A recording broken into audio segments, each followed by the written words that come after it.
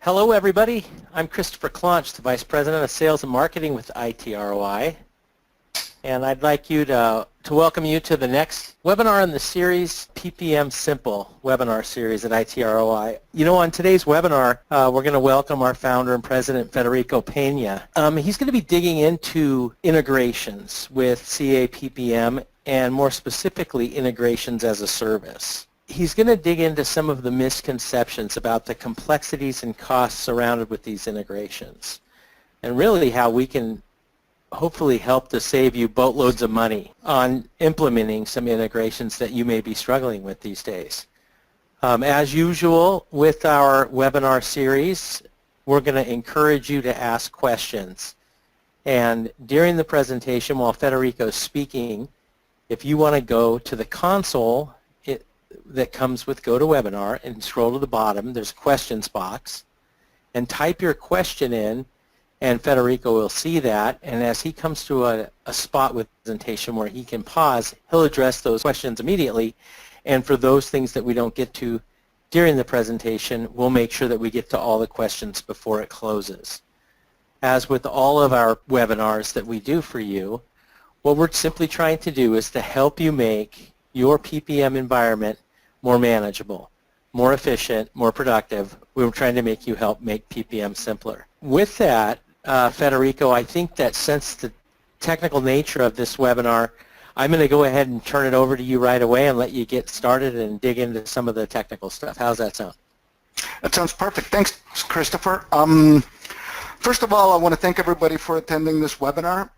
Normally, I don't do just strictly PowerPoint webinars. We usually do quite a bit of demos, but due to the nature of this particular webinar where we're going to be talking about integrations which are really back-end things that happen at the server level, we're not going to be doing a lot of demo.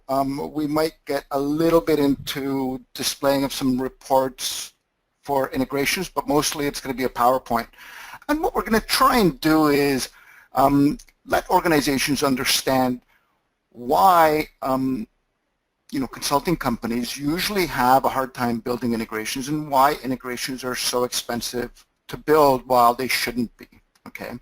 Now, once we understand why integrations should be affordable and should be relatively cheap, then we can get into why we need to educate people and teach them when they need to automate data uploads into CA PPM, understanding costs of manual entry. We're going to get into a little bit of a workflow of what integration should look like, what type of validation, and then we're going to finalize on what you should report on when you run integrations. What type of statistics are important, whether it be to your business users or your admins. All right.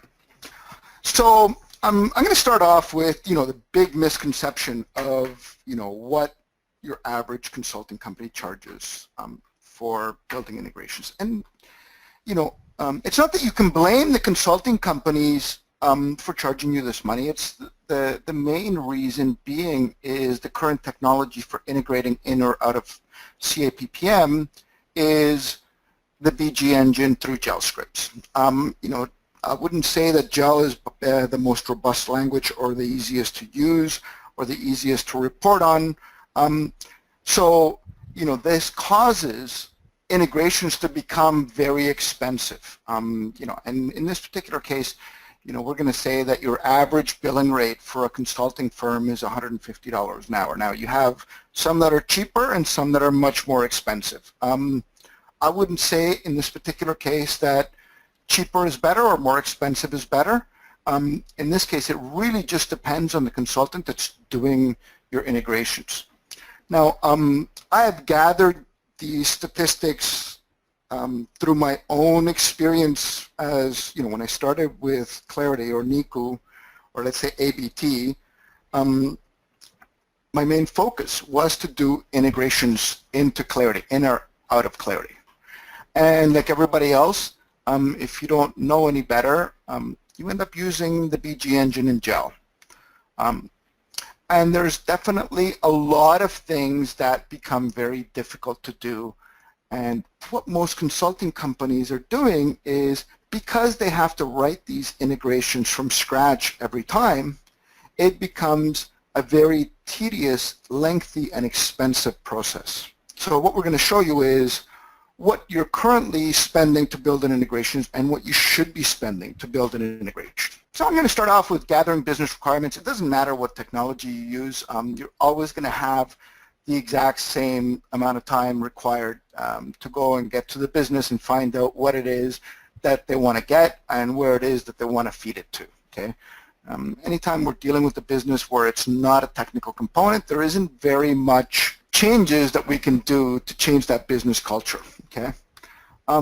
Querying the data source. Well, no matter what, you have to get that data from somewhere so you can then process it and feed it into CA PPM. So those two components don't really change.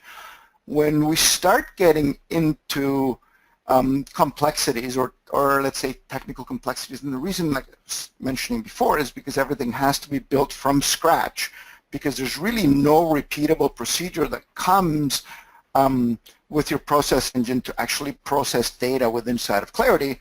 Then at this point is where you start getting into huge time consumption, and if we had a repeatable approach, then you could get into huge savings. Okay, so we're going to get into mapping the source data to your web services. In general, it's pretty straightforward. You grab a file, you turn the values of the file into variables, and you map it to a Zog file.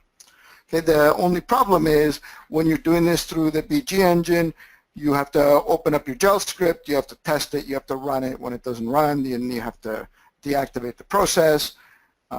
You have to make your modifications, rerun it, remodify it, and all of this is very time consuming. Okay.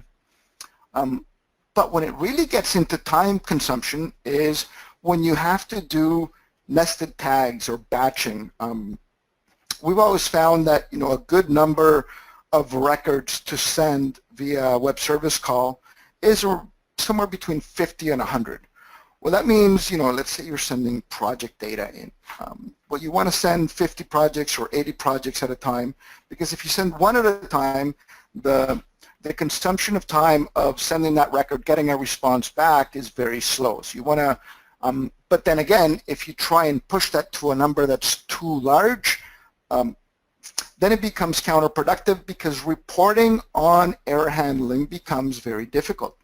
So you want to try and make your files as small as possible, yet be able to provide the best amount of reporting around that to be able to handle the errors. Okay, so that's one of the most time-consuming components of being able to build your web service calls. And then error handling and reporting. So what do you do when you get an error? Well, ideally, you want to try and limit that error before it gets to the web service call.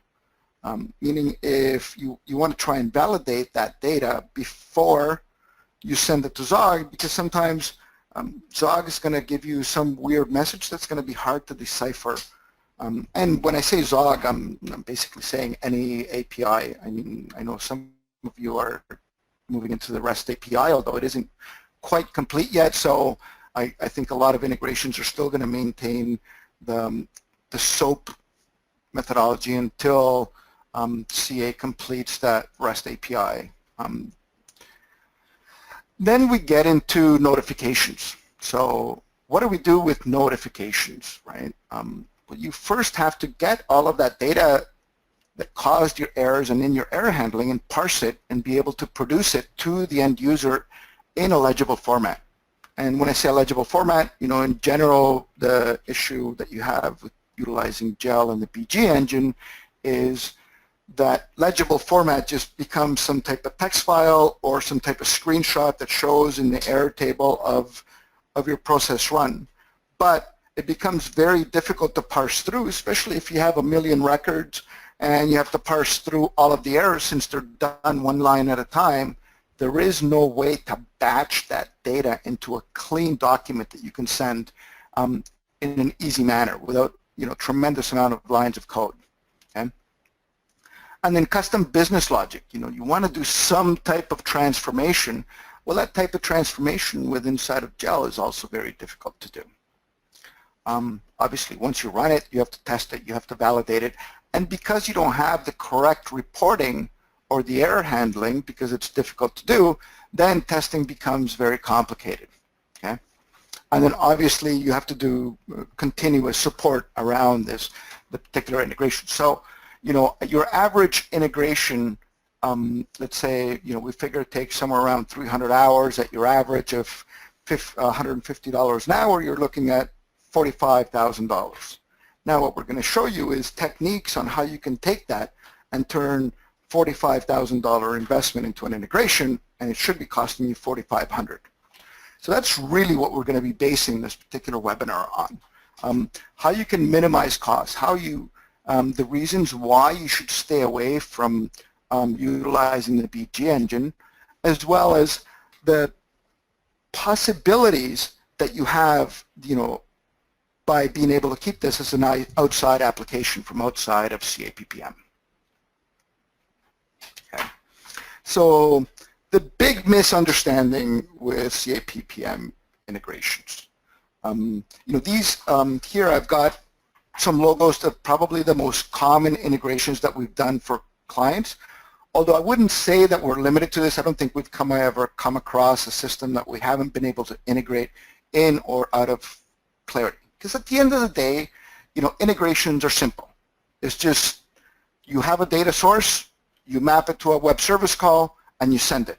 Now, obviously, within the transformation process is where the complexities lie, but if you have a methodology that allows you to do automatic validation based on the business rules that are already set by your environment, then it becomes fairly straightforward.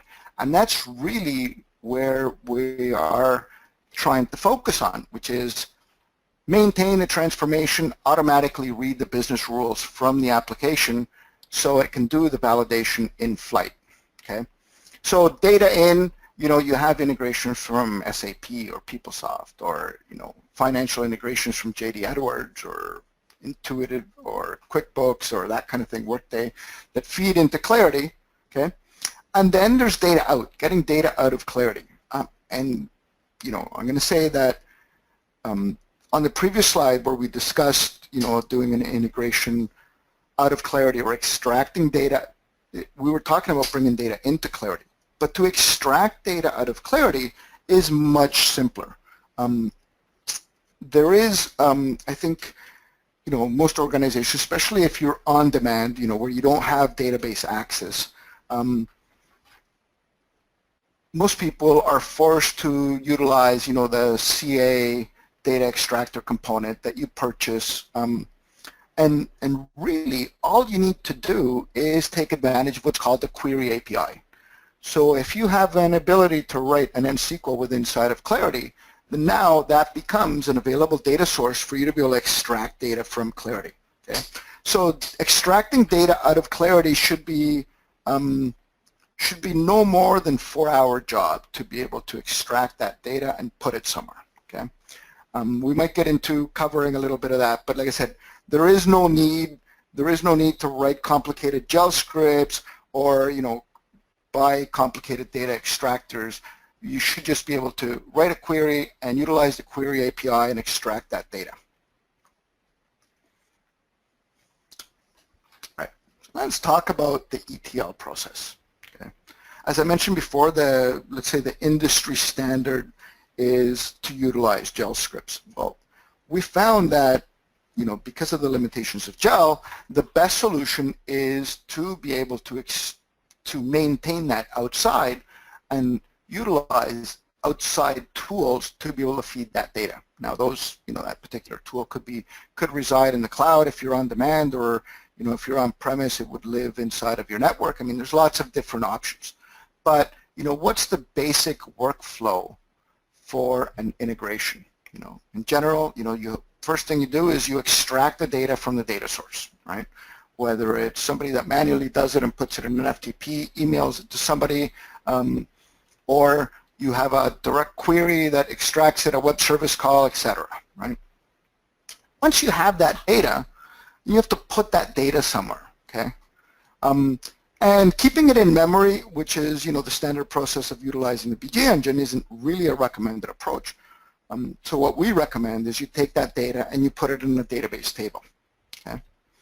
Because once you have that data in that database table, at this point, you can do all sorts of validation against it and manipulate that data, right? As opposed to in memory. I'm not saying in memory wouldn't work, and it might even potentially be faster. The only problem is if you ever have an error with the servers, right, you never know where that data was, where it went, where it ended, okay? So that's why staging is critical, because you can run through one line at a time. Once you get through that line, you can mark that line as validated, okay? And then at any point during that integration, if anything ever happens to your servers, to the connectivity, to the wiring, anything, you'll always know exactly where that integration stopped, okay?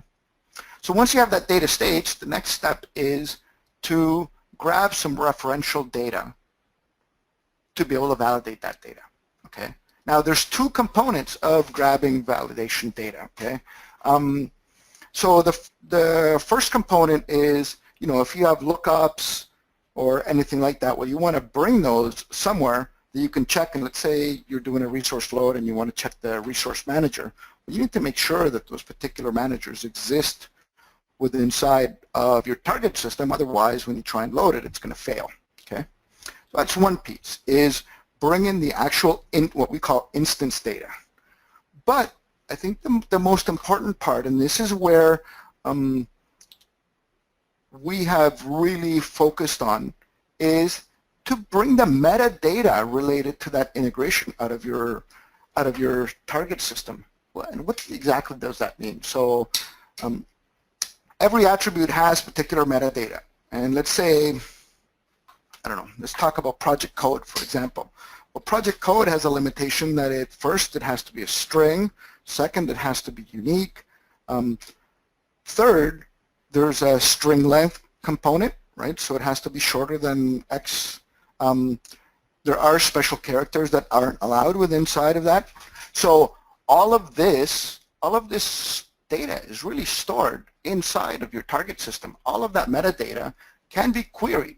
So what we have now done is said, well, if we know that all that metadata is in the target system, why don't we bring it out and let the integration itself make sense of that and be able to do automatic validation? Because what ends up happening, or what used to happen to me when I used to do integrations, is I would do an integration and I would test, and the client would send me, a couple of days worth of data, right? And 6 months down the road, they would call me and say, oh, we got this error. And what would happen is, I think, most of the most common things are, just validation that you never thought would be needed. You forgot that the description field was 2,000 characters, and because in the test data that they sent you, they only sent you short descriptions, you never really knew. So I always, after that, I always told clients, I said, if you want me to guarantee it for a year, send me a year's worth of data, okay?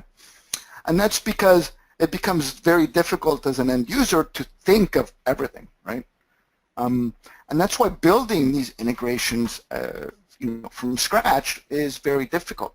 So if you now have a procedure where you can read the system's metadata, and you have rules around saying, well, if it's a string, we check for this, this, this, this, and this. If it's a numeric field, we check for this, this, this, this, and this. Then it becomes much simpler. So that's what the referential data is about, right? Basically, reading the metadata and reading the instance data to be able to validate against. Then, we have a procedure that validates the referential data against your source data, okay? And then we store those messages in the database. And the reason we store those messages in the database is because it becomes easy to be able to report on any problems. So you can have different types of business rules where you say, this could be a warning, or this could be a complete failure, or it doesn't matter if that particular cell failed, we don't need to send it, we just need to let somebody know that that was never updated, okay? And at that point, we build the web service messages, send the web service messages, and wait for a response. And once we get the response, we also store the response, okay? because now you have everything stored inside of a database, it's easy to write queries and be able to report on that and the statistics. So the reporting component is probably the most important because, you know, if you don't have a reporting component where it's easy to visualize mistakes or errors, then you might as well not have it if you can't make a decision easily off of that data. If you have 100 pages of error messages, whether it's, you know, failures or warnings, but there's no easy way for you to parse through that data, then it becomes very difficult to take advantage of it.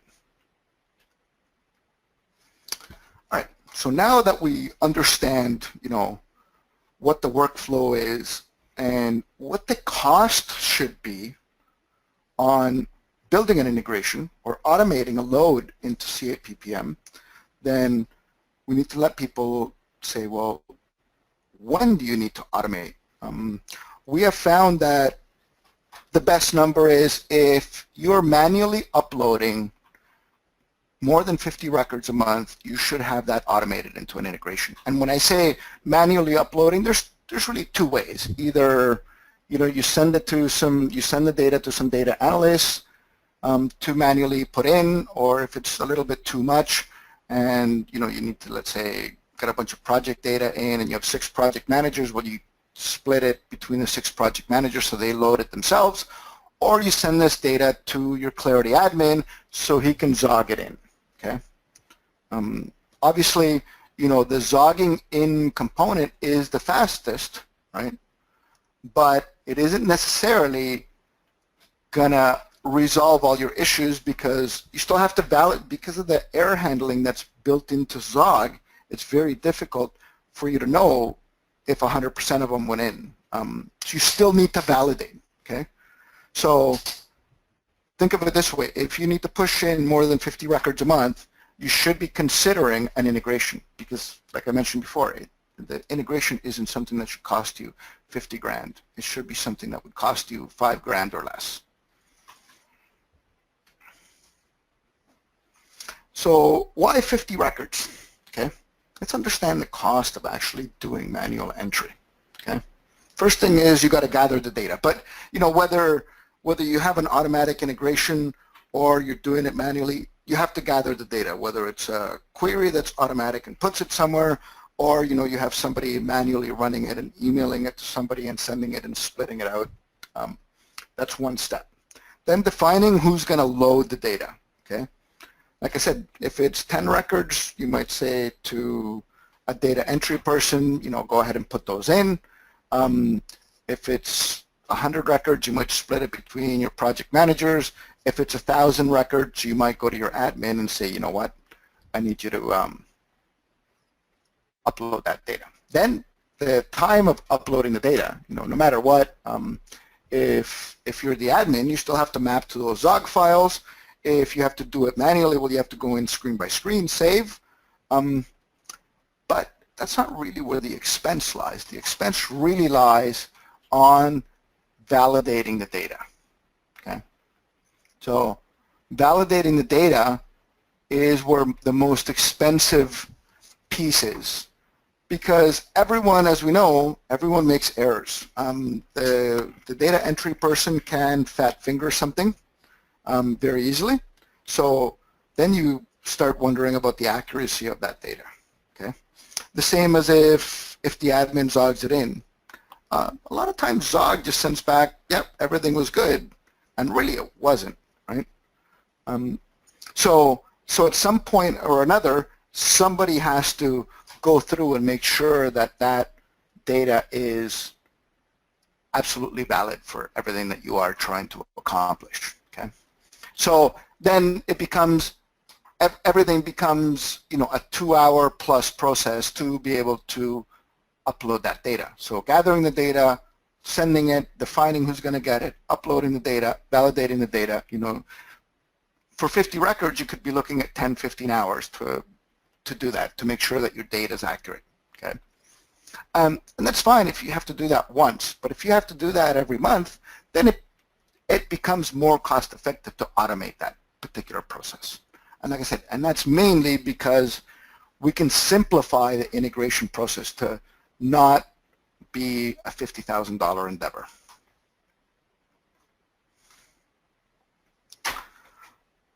So now we're going to get a little bit into integrations as a service. This is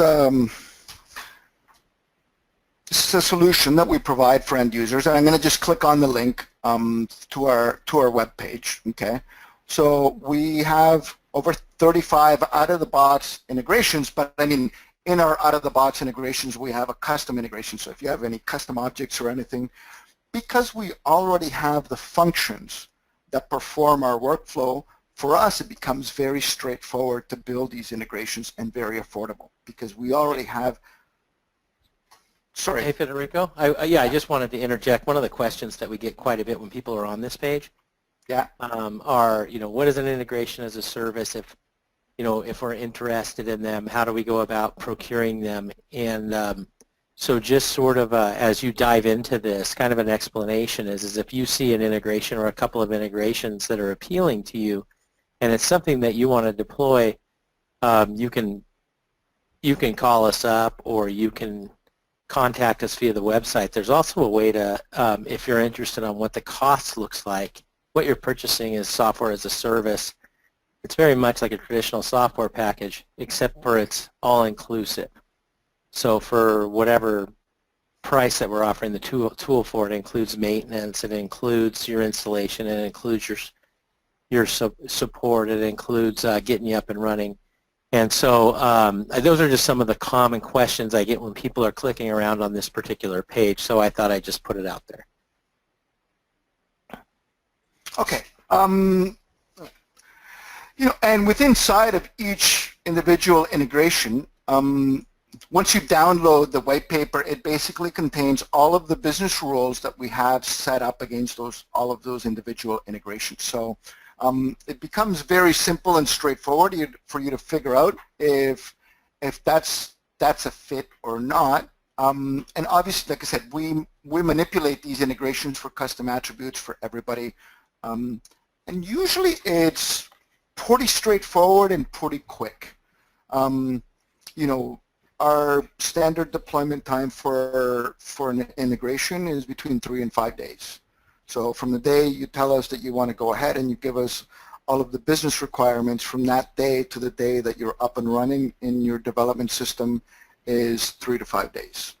So there's also no need for you to say, well, it's going to be 2-3 months to build an integration. It should be, like I said, it should be something that's easy, straightforward, and it should be an easy decision to make for organizations. It shouldn't be a complex where people are saying, oh, we have to build this integration, so now let's get a project together and do this. And by the time you've got a project manager and testers and so on, you're looking at a $100,000 item when it should just be, because it's a repeatable action, it should be something that you can just click, drag, drop, deploy, done. Right? So I'm going to come back to the PowerPoint.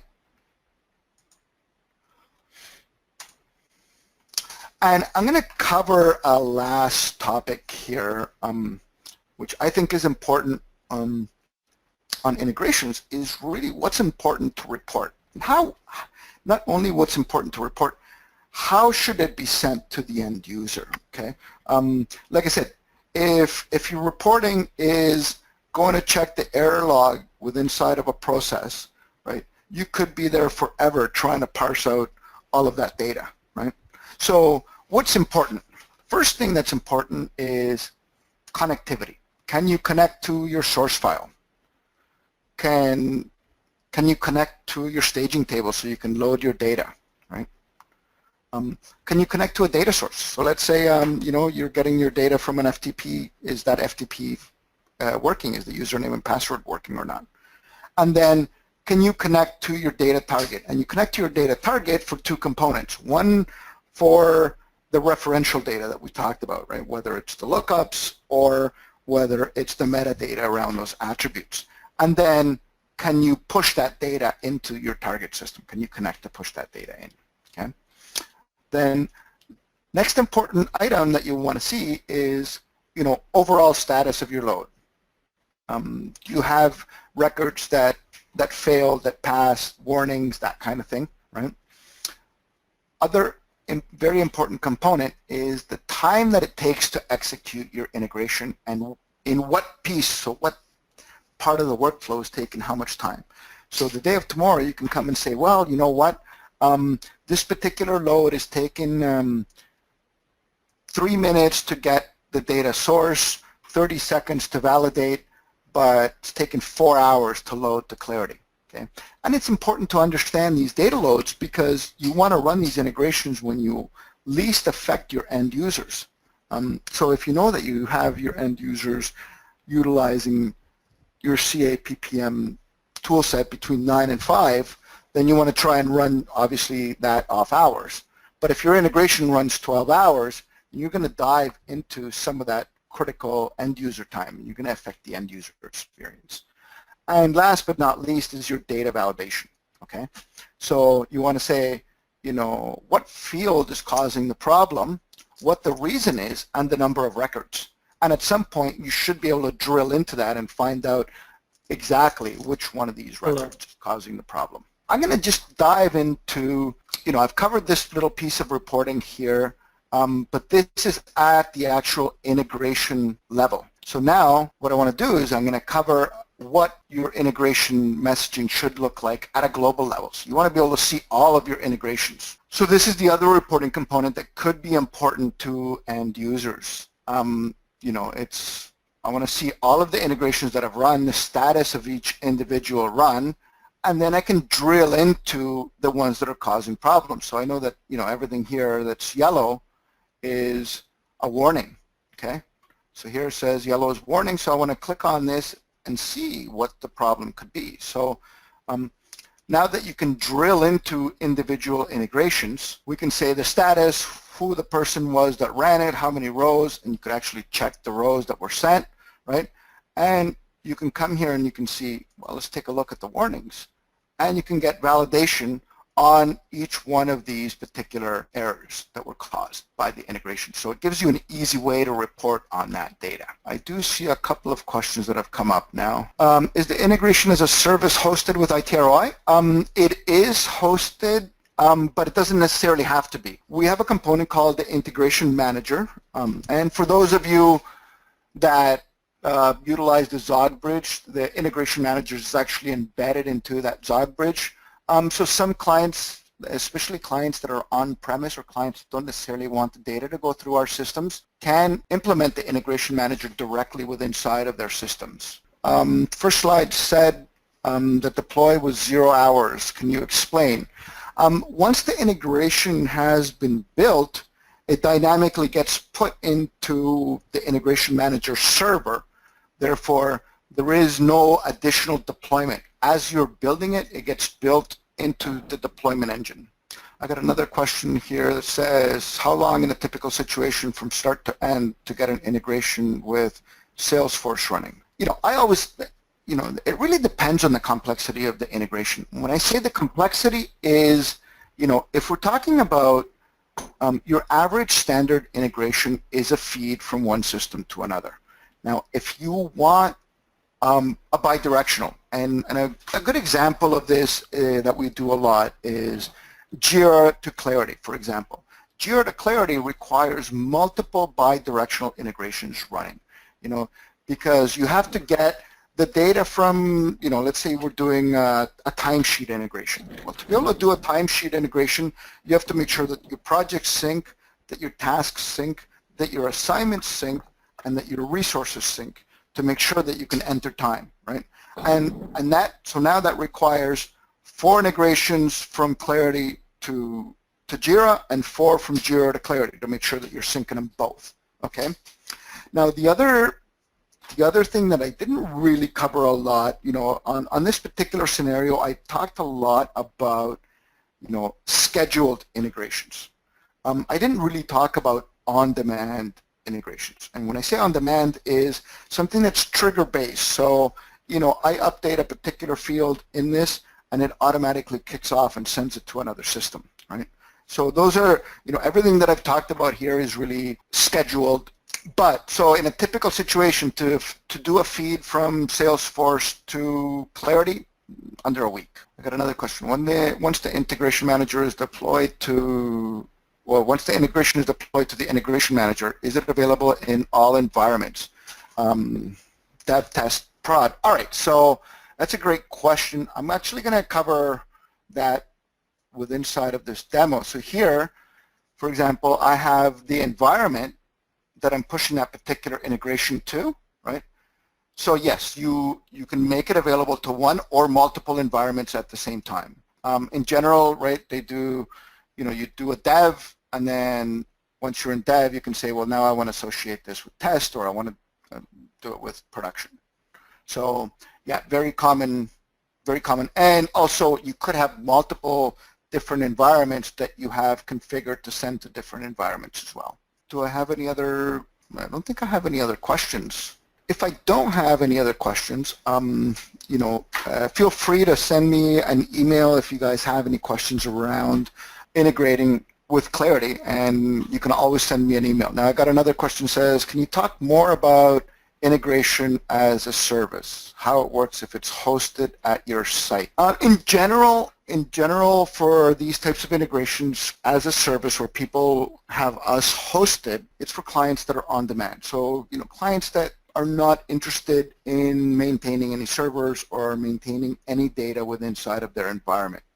Although you can do it if you're on premise, we haven't really had a lot of success with the security team of the particular organization, getting them to open up a connection layer or opening up a port from our integration server into their internal Clarity.